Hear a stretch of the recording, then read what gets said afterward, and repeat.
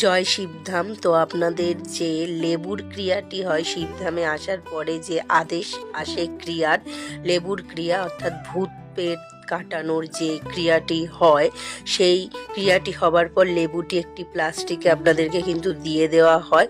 তো সেই কাটা লেবুটিকে কিন্তু যেখানে সেখানে ফেলবেন না, সেটি প্রবাহমান নদী বা গঙ্গায় ফেলবেন।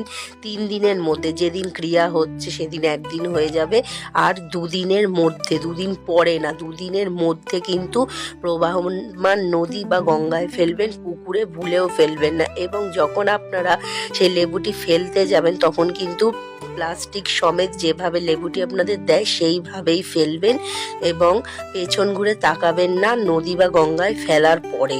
জয় শিবধাম।